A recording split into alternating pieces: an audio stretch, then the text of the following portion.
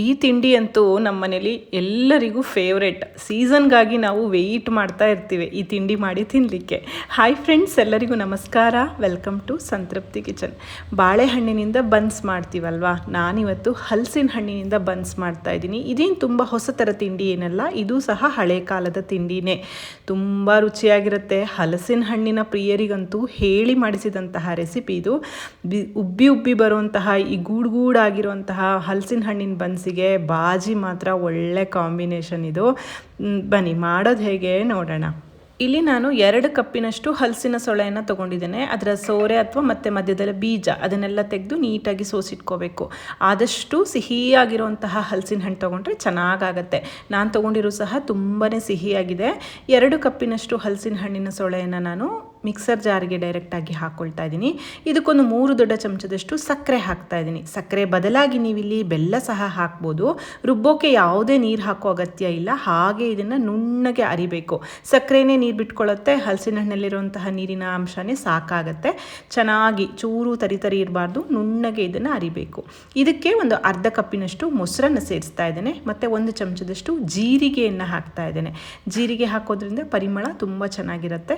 ಮತ್ತು ಒಂದು 2 ಚಮಚದಷ್ಟು ತುಪ್ಪ ಹಾಕ್ತಾ ಇದ್ದೀನಿ. ತುಪ್ಪ ಹಾಕೋದ್ರಿಂದ ಈ ಪದರಾಗಿ ಸಾಫ್ಟಾಗಿ ಬರುತ್ತೆ ಅಂತ ಹೇಳಿ ತುಪ್ಪವನ್ನು ಹಾಕೋದು. ಸಾಮಾನ್ಯವಾಗಿ ಬನ್ಸನ್ನು ಮಾಡೋದು ಮೈದಾ ಹಿಟ್ಟಿನಲ್ಲಿ. ಮೈದಾ ಹಿಟ್ಟಿನ ಬದಲಾಗಿ ನೀವು ಗೋಧಿ ಹಿಟ್ಟನ್ನು ಬೇಕಾದ್ರೂ ಹಾಕ್ಕೋಬೋದು. ಇಲ್ಲಿ ಒಂದು ಅರ್ಧ ಚಮಚ ಉಪ್ಪು, ಒಂದು ಅರ್ಧ ಚಮಚ ಅಡುಗೆ ಸೋಡವನ್ನು ಸೇರಿಸಿದ್ದೇನೆ. ಇದಿಷ್ಟನ್ನು ಹಾಕಿ ಚೆನ್ನಾಗಿ ಇದನ್ನು ಒಮ್ಮೆ ಚೆನ್ನಾಗಿ ಮಿಕ್ಸ್ ಮಾಡ್ಕೋಬೇಕು. ಬೆಳಗಿನ ತಿಂಡಿಗೆ ಬನ್ಸ್ ಮಾಡೋದಾದರೆ ಹಿಂದಿನ ದಿನ ರಾತ್ರಿಯೇ ನೀವು ಇದನ್ನು ಕಲಸಿಟ್ಕೋಬೇಕಾಗತ್ತೆ. ನೋಡಿ, ನಾನಿಲ್ಲಿ 2 ಕಪ್ಪಿನಷ್ಟು ಮೈದಾ ಹಿಟ್ಟನ್ನು ಸೇರಿಸಿದ್ದೇನೆ. 1 ಕಪ್ಪಿನಷ್ಟು ಗೋಧಿ ಹಿಟ್ಟನ್ನು ಹಾಕ್ಕೊಂಡಿದ್ದೇನೆ. ಪೂರ್ತಿ ಗೋಧಿ ಹಿಟ್ಟಿನಲ್ಲಿ ಮಾಡ್ಬೋದು, ಪೂರ್ತಿ ಮೈದಾ ಹಿಟ್ಟಿನಲ್ಲಿ ಮಾಡ್ಬೋದು. ಇಲ್ಲ, ಈಗ ನಾನು ಮಾಡಿರೋ ಥರನೂ ಮಾಡ್ಬೋದು. ಮೈದಾ ಹಿಟ್ಟಲ್ಲಿ ಮಾಡಿದ್ರೆ ಒಂದು ಸ್ವಲ್ಪ ಗೂಡಾಗಿ ಪದರವಾಗಿ ಬರುತ್ತೆ. ಮೈದಾ ತಿನ್ನಲ್ಲ ಬೇಡ ಅಂತಾದರೆ ಗೋಧಿ ಹಿಟ್ಟಲ್ಲಿ ಮಾಡ್ಬೋದು. ನಾವು ತುಂಬ ಅಪರೂಪಕ್ಕೆ ತಿನ್ನೋದು, ಸೀಸನಲ್ಲಷ್ಟೇ ತಿನ್ನೋದು ಅಂತಾದರೆ ಖಂಡಿತ ಮೈದಾದಲ್ಲೇ ಮಾಡ್ಕೊಳ್ಳಿ, ಚೆನ್ನಾಗಾಗತ್ತೆ. ನೋಡಿ, ಮೃದುವಾಗಿರುವಂತಹ ಹಿಟ್ಟನ್ನು ಕಲಿಸ್ಕೋಬೇಕು. ಆ ಹಲಸಿನ ಹಣ್ಣಿನ ಪಲ್ಪು ಎಷ್ಟು ಹಿಟ್ಟನ್ನು ಹಿಡಿಸುತ್ತೆ ಅನ್ನೋದ್ರ ಮೇಲೆ ನೀವು ಹಿಟ್ಟನ್ನು ತೊಗೋಬೇಕಾಗತ್ತೆ. ನಾನಿಲ್ಲೊಂದು 3.5 ಕಪ್ಪಿನಷ್ಟು ಹಿಟ್ಟನ್ನು ಹಾಕ್ಕೊಂಡಿದ್ದೇನೆ. ಹದ ಹೇಗಿರಬೇಕಪ್ಪ ಅಂದರೆ ಚಪಾತಿ ಹಿಟ್ಟಿನ ಹದ. ಸ್ವಲ್ಪ ತೆಳುವಾಗಿದ್ದರೆ ನಡೆಯುತ್ತೆ, ಯಾಕೆಂದರೆ ಅದು ನೆನೆದ್ರೆ ಗಟ್ಟಿಯಾಗಿ ಚೆನ್ನಾಗೇ ಬರುತ್ತೆ. ಮೇಲ್ಗಡೆಯಿಂದ 1 ಚಮಚ ತುಪ್ಪವನ್ನು ಹಾಕಿಬಿಟ್ಟು ಚೆನ್ನಾಗಿ ನಾದ್ಕೊಂಡು ಹಿಟ್ಟನ್ನು ತಯಾರಿಸ್ಕೊಂಡು ಇದನ್ನೊಂದು 8 ಗಂಟೆಗಳ ಕಾಲ ನೆನಿಲಿಕ್ಕೆ ಬಿಡ್ತಾ ಇದ್ದೀನಿ. ನೆಂದಷ್ಟು ಅಂದರೆ ಬನ್ಸು ಚೆನ್ನಾಗಿ ಬರುತ್ತೆ. ತಕ್ಷಣಕ್ಕೆ ಮಾಡೋದಕ್ಕಿಂತ ನಾನು ಆಗಲೇ ಹೇಳಿದ ಹಾಗೆ ತಿಂಡಿಗೆ ಮಾಡೋದಾದರೆ ಹಿಂದಿನ ದಿನ ರಾತ್ರಿನೇ ಅಥವಾ ಸಂಜೆ ಸ್ನ್ಯಾಕ್ಸಿಗೆ ಮಾಡೋದಾದರೆ ಬೆಳಗ್ಗೆನೇ ಕಲಸಿಟ್ಕೊಳ್ಳಿ, ಚೆನ್ನಾಗಾಗತ್ತೆ. ನಾನಿವಾಗ ಚೆನ್ನಾಗಿ ಇದನ್ನು ನಾದ್ಬಿಟ್ಟು ಇದನ್ನು ಕ್ಲೋಸ್ ಮಾಡಿ ಒಂದು 8 ಗಂಟೆಗಳ ಕಾಲ ನೆನಿಲಿಕ್ಕೆ ಬಿಟ್ಟಿದ್ದೇನೆ. ನಾನು ಬೆಳಗಿನ ತಿಂಡಿಗೆ ಮಾಡ್ತಾ ಇರೋದು. ನೋಡಿ, ಚೆನ್ನಾಗಿ ನಾದಿ ಇಟ್ಕೊಂಡಿದ್ದೀನಿ. ನಾನು ಆಗಲೇ ಹೇಳಿದ ಹಾಗೆ ಇದಕ್ಕೆ ನೀವು ಸಕ್ಕರೆ ಬದಲಾಗಿ ಬೆಲ್ಲ ಹಾಕ್ಬೋದು. ಬೆಲ್ಲ ಹಾಕಿದ್ರೆ ಸ್ವಲ್ಪ ಕಲರ್ ಬೇರೆ ಥರನೇ ಬರುತ್ತೆ, ಡಾರ್ಕಾಗಿ ಬರುತ್ತೆ ಅಷ್ಟೇ, ಇನ್ನೇನು ಡಿಫ್ರೆನ್ಸ್ ಇರೋದಿಲ್ಲ.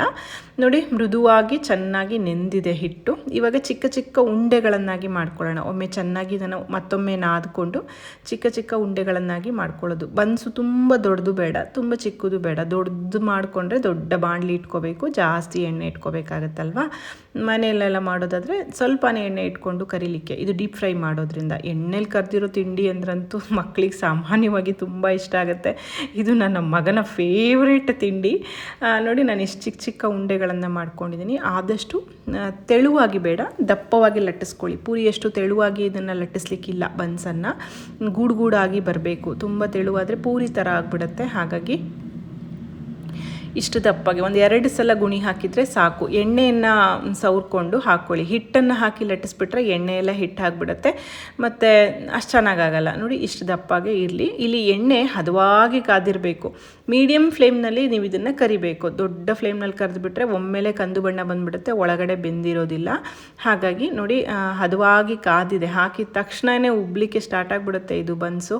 ನೋಡಿ ಎಷ್ಟು ಚೆನ್ನಾಗಿ ಉಬ್ಬಿ ಬರ್ತಾ ಇದೆ. ಒಳ್ಳೆ ಚಿನ್ನದ ಬಣ್ಣದಲ್ಲಿ, ಅಂದರೆ ಗೋಲ್ಡನ್ ಬ್ರೌನ್ ಆಗೋ ತನಕ ಇದನ್ನು ಕರ್ಕೊಂಡ್ರೆ ಒಳ್ಳೆ ಹಲಸಿನ ಹಣ್ಣಿನ ಪರಿಮಳ ಬರ್ತಾ ಇರುತ್ತೆ. ಘಮಘಮಿಸುವಂತಹ ಹಲಸಿನ ಹಣ್ಣಿನ ಬನ್ಸು ತಯಾರಾಯಿತು. ನಾನಾಗಲೇ ಹೇಳಿದ ಹಾಗೆ ಹಲಸಿನ ಹಣ್ಣು ಇಷ್ಟ ಆಗೋರಿಗಂತೂ ಈ ಬನ್ಸ್ ತುಂಬಾ ಇಷ್ಟ ಆಗುತ್ತೆ. ಸೀಸನ್ನಲ್ಲಿ ನಮ್ಮ ಮನೇಲಿ ಸುಮಾರು ಸಲ ಆಗುತ್ತೆ ಈ ಬನ್ಸು. ಹಲಸಿನ ಹಣ್ಣಿನ ತಿಂಡಿಗಳೆಲ್ಲ ಹಾಗೆ ಅಲ್ವಾ, ಇಡ್ಲಿ ಆಗ್ಬೋದು, ದೋಸೆ ಆಗ್ಬೋದು, ಬನ್ಸ್ ಆಗ್ಬೋದು, ಮುಳ್ಕ ಆಗ್ಬೋದು, ಎಲ್ಲದೂ ಚೆನ್ನಾಗಿರುತ್ತೆ. ಸೀಸನ್ ಆಗಿದೆ, ಒಳ್ಳೆ ಹಲಸಿನ ಹಣ್ಣು ಸಿಗ್ತಾ ಇದೆ ಅಂತಂದರೆ ಖಂಡಿತ ಬನ್ಸನ್ನು ಟ್ರೈ ಮಾಡಿ ನೋಡಿ. ಬನ್ಸಿಗೆ ಕಾಯಿ ಚಟ್ನಿ ಒಳ್ಳೆ ಕಾಂಬಿನೇಷನ್, ಬಟ್ ನಮಗೆ ಬಾಜಿನೇ ಆಗಬೇಕು. ಬಾಜಿ ತುಂಬ ಚೆನ್ನಾಗಿರುತ್ತೆ. ಇದರ ರೆಸಿಪಿ ನಾನು ಕಮೆಂಟ್ ಸೆಕ್ಷನಲ್ಲಿ ಹಾಕಿರ್ತೇನೆ.